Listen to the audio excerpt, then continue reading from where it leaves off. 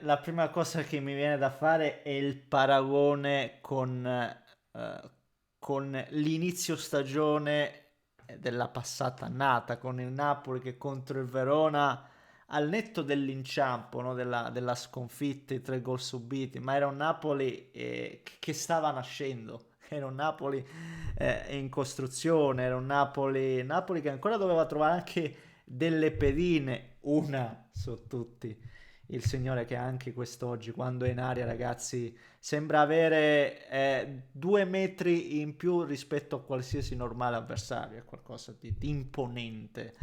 È il Napoli che troviamo giusto a un anno di distanza, con una stagione in più sulle spalle, un Napoli già assemblato praticamente in tutti gli effettivi, anzi è una squadra che può solo aggiungere, perché oggi per esempio no, mancava, attenzione qua a testa perché la partita non è ancora finita. Io mi porto avanti perché onestamente la gara ha ben poco da dare sotto l'aspetto del risultato finale, è un testa a testa brutto. Ehm, Dicevo, stavo dicendo, stavo ragionando a voce alta. Questo è un Napoli che può solo aggiungere, ragazzi, può solo aggiungere perché buongiorno, Beokema, che noi abbiamo proprio visto il terzino sinistro, che secondo me avrà modo poi anche appunto di creare delle alternative e delle variabili. Forse se vogliamo, l'unica cosa che deve fare il Napoli è trovare anche un ulteriore attaccante, perché se Lukaku sta fuori veramente 3, 4, non so quanti mesi, giù di lì, c'è bisogno qualcosa, perché come vedete in questo finale la punta la va a fare De Bruyne, ma in realtà un po' chi si trova lì davanti va a ricoprire quel ruolo. Però potrebbe anche essere un'alternativa, no? Trovare non avere punti di riferimento. Questo è proprio l'andare a trovare il pelo nell'uovo. Questa è una squadra assolutamente strutturata. Questa è la squadra. Non è che non c'era da aspettare la prima di campionato per capire che questa è la squadra da battere. Che ne dica Oriali, Conte, che più ne ha più ne metta. E il Napoli è la squadra con lo scudetto sul petto e onestamente capiamo anche il perché. Vi invito, come al solito, prima di partire, signori miei, a lasciare un like per solleticare un po', per abbuffare quel mattacchione dell'algoritmo. Se volete iscrivetevi per seguire i prossimi contenuti e vi ringrazio per il numeroso seguito anche su altre piattaforme social come TikTok, su Instagram, su Facebook, sullo stesso YouTube. Vi invito anche ad attivare la campanella perché partiamo adesso, ma abbiamo altre 2 partitine stasera da guardare, quindi vi aspetto anche lì nel post gara. Grazie signori miei, vi ricordo anche che siamo su Telegram, trovate tutto in descrizione. Grazie anche lì per essere presenti. La porta per favore, grazie, chiusa gentilmente. Grazie.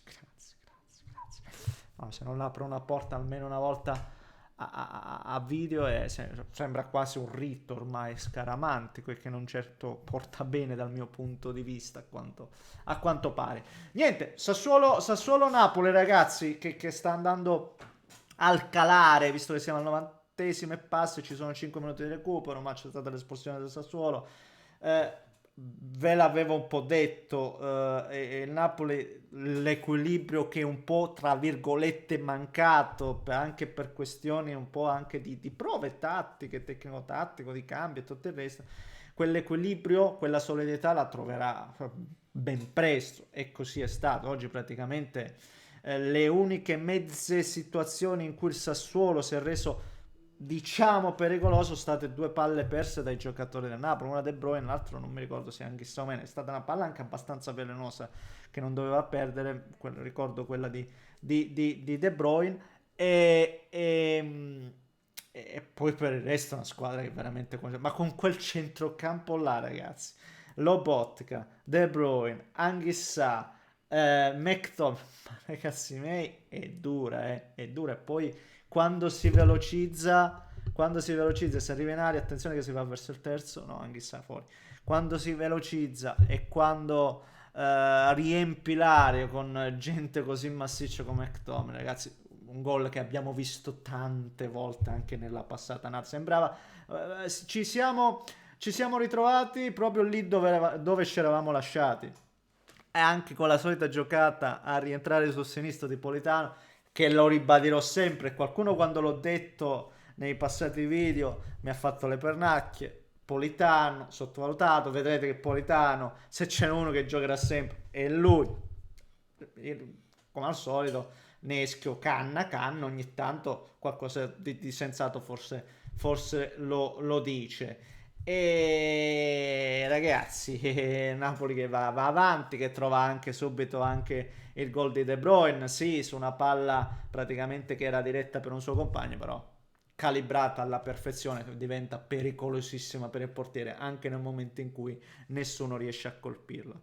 Ho letto qualche critica, no, spulciando, no, tra un commento e l'altro sulle varie piattaforme, qualche critica a Lucca.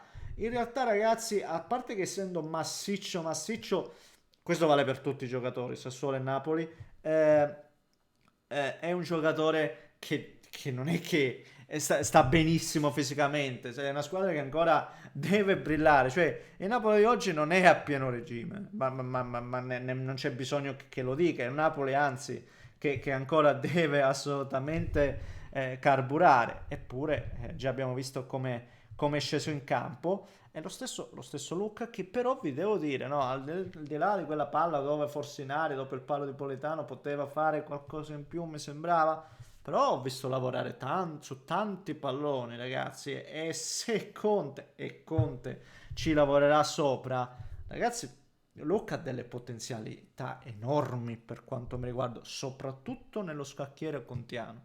Quindi bollarlo alla prima partita mi sembra troppo. Attenzione che forse la prima occasione da gol di Sassuolo proprio adesso, sì, con l'11 al tiro. Chi è l'11? Bolocca.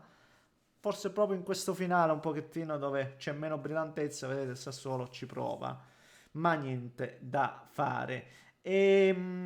Cosa volevo dire in più? Sì, ragazzi, è una squadra che vedremo. Io, nonostante, vedete, poi butti dentro tutti e quattro i tenori, no? E per il tenore intendo i centrocampisti, la soluzione la sta già trovando Conte, no? Comunque con McTominay che dovunque parta alla fine diventa sempre l'attaccante aggiunto. McTominay è sempre l'attaccante aggiunto, fateci caso. De Bruyne invece lo trovate in mediana, lo trovate a centrocampo, ha tanta libertà di agire e di lanciare i propri compagni.